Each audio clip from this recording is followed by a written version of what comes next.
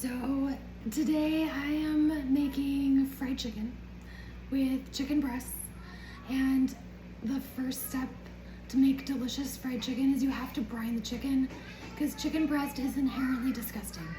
It's just not good. And if you think it is good, you have bad taste. So first step is to brine the chicken. First step in brining the chicken is making the brine. To make brine for fried chicken, I just take salt water, and you're gonna ask me how much salt do I put in the salt water, and I'm gonna tell you, so it tastes like the ocean. So what I do is I put some hot water, just like sink hot, into my pot, and then dump salt in there. I'll show you. And then add cool water so you're not putting your chicken into hot water, and then taste it and just hope that it's ocean salty. So first I'm gonna go get some hot water. So this is just water from my sink that was on hot. I didn't heat it up. And I'm taking kosher salt, and I'm just dumping it in until it's like a pile. And then I just stir it up with my hand because I'm nasty like that. Get it mostly dissolved.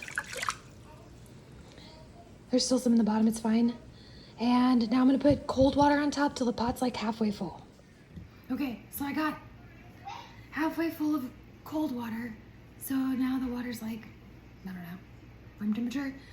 I'm just gonna stir it up some more and taste it. Yeah, it tastes like the ocean, so this is perfect. And if you don't know what the ocean tastes like, I'm sorry. You're just gonna have to go to the ocean, and then you can brine your chicken.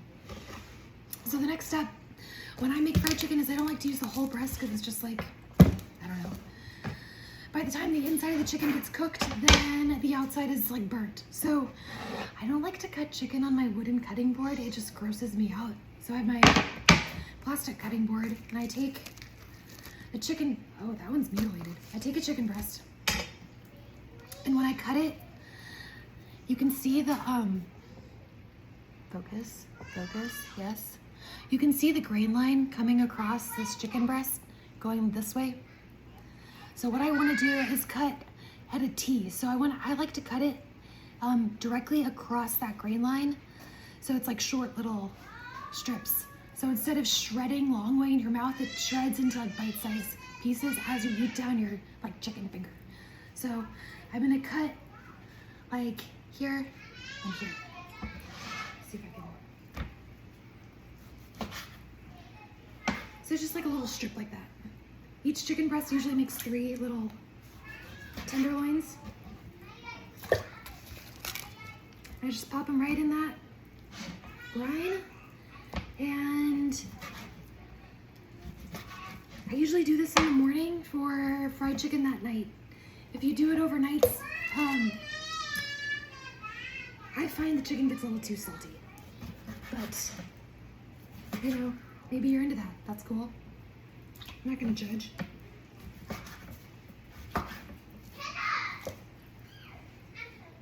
So I got all my chicken breasts in my pot of ocean water. I put my lid on and I throw it in the fridge until it's time to make dinner. Okay, I know that somebody's gonna be really insistent. They need to know exactly what I did. It's a 6-quart pot, halfway full of water, so 3 quarts of water, and probably a half a cup of salt. Probably, most likely. Ocean salty. You got this. All right. It's time for part 2 of fried chicken. We brined the chicken earlier. Now we gotta make egg wash and flour, spice mixture. Start heating the oil, which is what we're gonna do first. So I like to use my cast iron. Turn it on medium. I like the cast iron because it heats up nice and evenly and just holds its heat really well. Just pour some basic canola oil.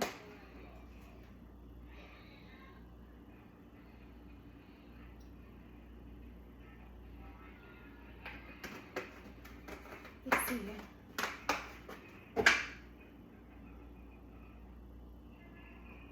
It's probably like 3/4 of an inch deep in this skillet. Okay. Egg wash. Eggs.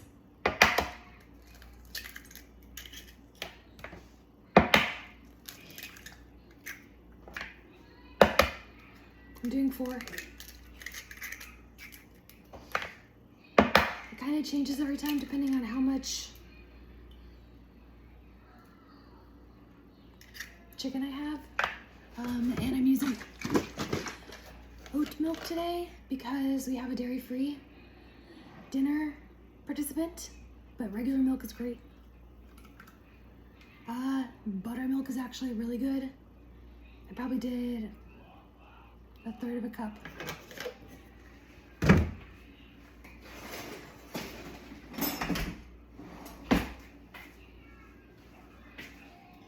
Can't find my whisk. Can't find my whisk, so I just got off work. I'm just gonna mix it all up.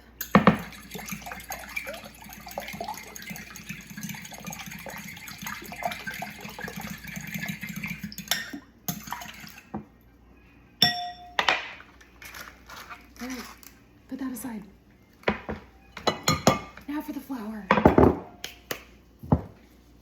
You guys are all gonna be really angry because I'm just gonna dump a bunch of stuff in here. Nobody's gonna know how much anything is. I'm just gonna show you what I do.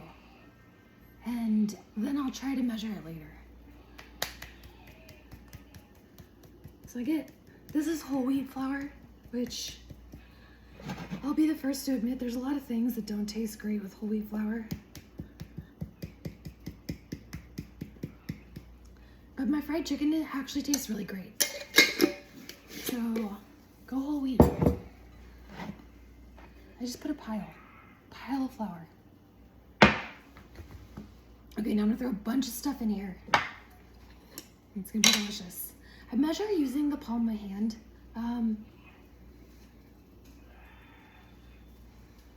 Let's see, garlic powder.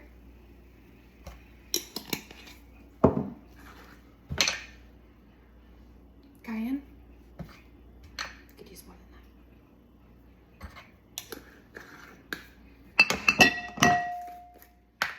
Onion.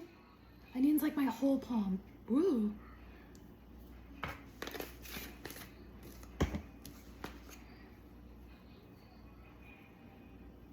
Black pepper. Salt.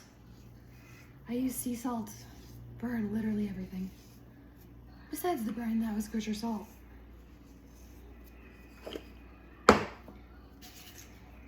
Dried oregano. This is from my garden, so I kind of gotta crush it up as I go. Parsley. Sometimes I just do like the Italian dried seasoning mix. Well, not seasoning mix, just the herbs, Italian herbs. But I don't have that right now. And a lot of paprika. I love paprika. I'm obsessed with paprika. Like my whole palm of paprika.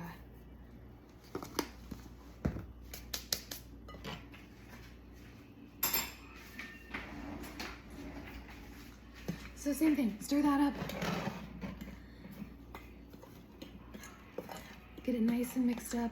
And now you have to do something a little weird. I do something a little weird. I taste it, and it doesn't taste good because it's raw flour. But you can get an idea of how it's gonna taste, like the spiciness and the saltiness, and know if it's going to be a good flavor. So I just grab a pinch.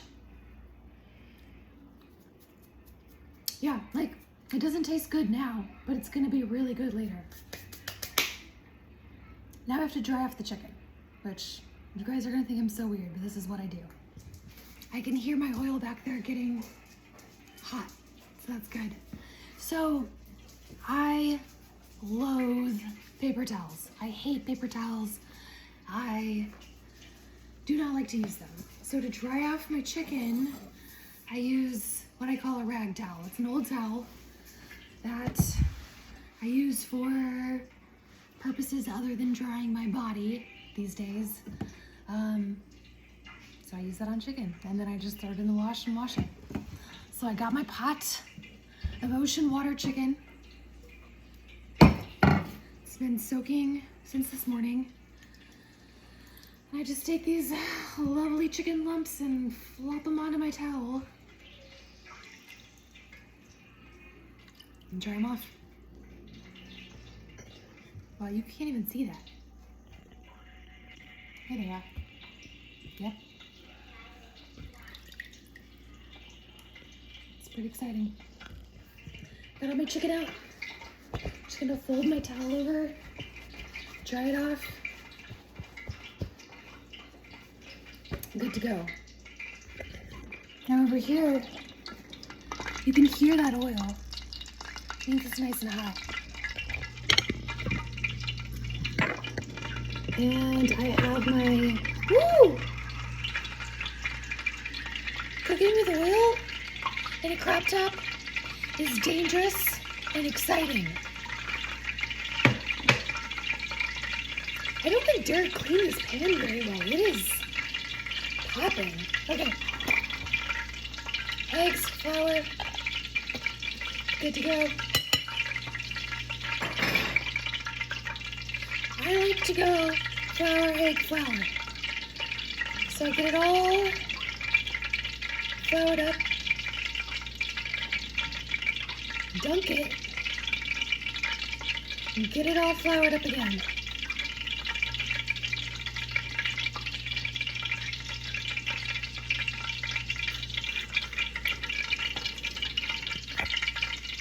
And I'm gonna drop that in the bin. That's all it is. I put this one in the oil without putting it back in the flour. It was a horrible mistake, so I'm just gonna flour it now, see what happens. It's totally fine. It's totally fine. Okay. Okay, my skillet is full, but while those are cooking, I'm gonna get my next batch ready.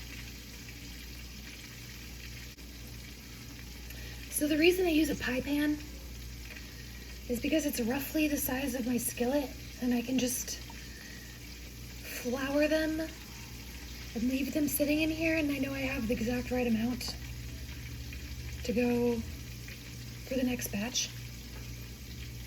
And I don't know. I just like it.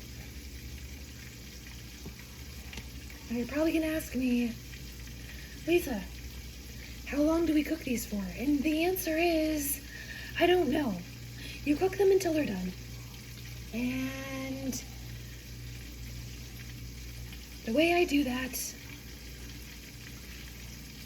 is I make sure the oil is hot enough that it's sizzling when the stuff is in there, but only just. If it's too hot, the outside's gonna cook and the inside's gonna be raw. So ideally, we're just gonna cook them long and slow to get the inside all nice and cooked, but not overcooked. And the outside nice and crispy, but not burnt.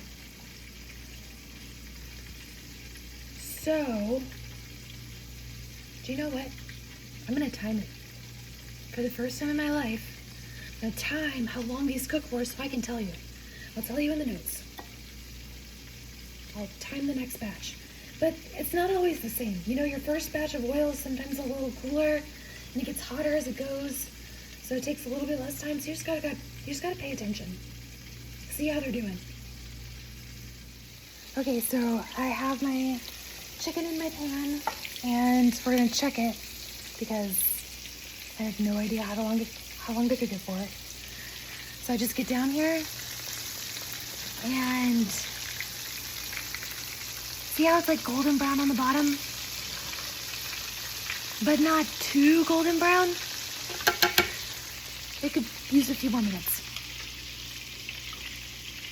So I'm gonna leave it in. But do you see what I mean? It's like sizzling and popping, but at like the lowest temperature I can, and it's right at about medium. All right, we're gonna check the chicken again. It's looking really nice and brown on the bottom, so I'm gonna flip it.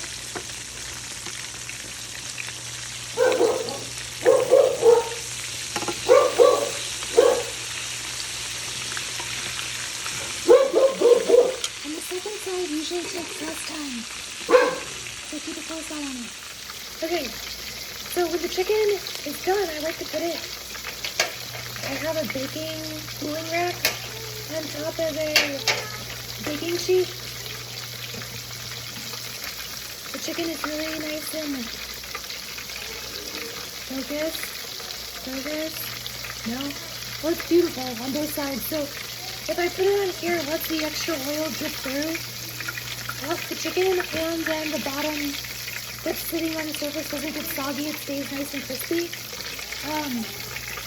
You could keep it in a warmed oven while you do the next batch, but I find it's like the surface of the sun inside that chicken, and by the time the rest of it's done, this will be cool enough to maybe eat.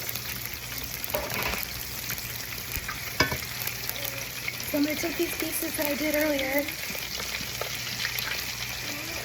and throw them in.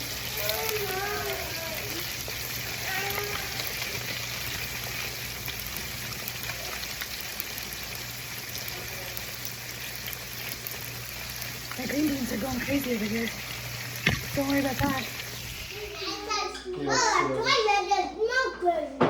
Think about how much room you're taking up right now. Okay?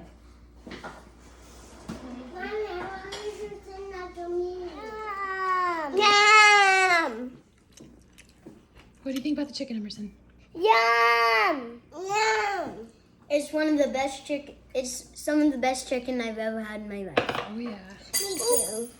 You too? Me too. You like the chicken? Me too. Let's see. Yeah. Pretty good.